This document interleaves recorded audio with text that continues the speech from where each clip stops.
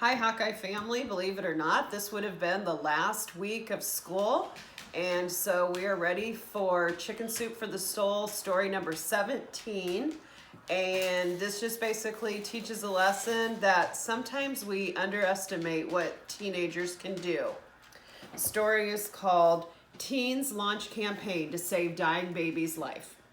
As he left home for his teaching job at Camacan Junior High near Seattle, Washington on February 26, 1992, Jeff Leland prayed for his son Michael. The 6-month-old boy had undergone hospital tests and the results were due that day. In January, Michael had developed pneumonia. Tests revealed that the clotting cells in his blood were at a surprisingly low level. He was referred to Children's Hospital and Medical Center. At 10 o'clock, Jeff called home. "Hello, sweetheart." "What's wrong?" "Michael has what?" Through tears, Jeff's wife, Christy, repeated the diagnosis. "Michael has myelodysplasia syndrome. It's a pre-leukemia disease." Christy's voice broke. "He needs a bone marrow transplant." Jeff felt as though a sledgehammer had slammed into his gut. Later, Christy and Jeff shared the news with their other children, Jacqueline 9, Amy 6, and Kevin 3. The family members were to have their blood tested in the hope that one of them would be an eligible bone marrow donor. On March 20th, Christy called Jeff at work. Her elated voice cried out, "Amy's a perfect match." It was the couple's first taste of tangible hope.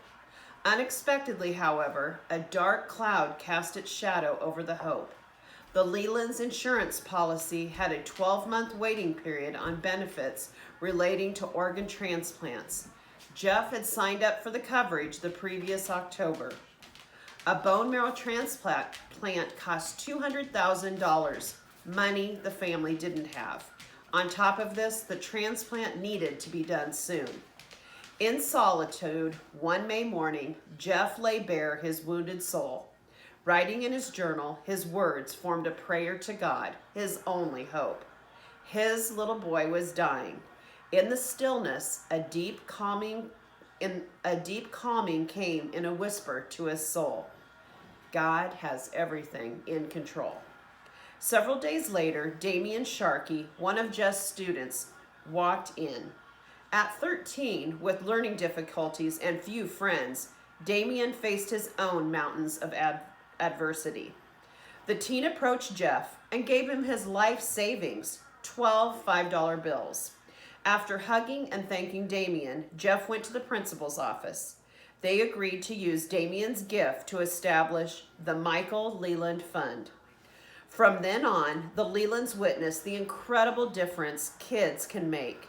In the coming weeks, the high-spirited junior high kids staged a walkathon, held a raffle, and pursued media contacts. The 9th grade class donated the proceeds from its dance to Michael. Mary, an 8th grade student, cashed in $300 in savings bonds. John, a 9th grader, knocked on doors in his neighborhood. The Lelands were awestruck by the outpouring of love. As a result of the students' appeal, reports appeared in the local media. After reading about Michael, a man walked into the bank with a check for $10,000, and a 2nd grade girl donated the contents of her piggy bank. Just 1 week after Damian's gift, Michael's account had grown to $16,000. One woman set up phone chains for prayer and support all over the state. One man, though jobless and $35,000 in debt, sent a $10 check because, quote, "I have my health." 4 weeks after Damian's gift opened the floodgates, the fund totaled over $220,000. Michael would get a second chance. In July, the boy endured 12 days of chemotherapy and radiation to destroy his diseased marrow before doctors transfused his sister's healthy cells into him.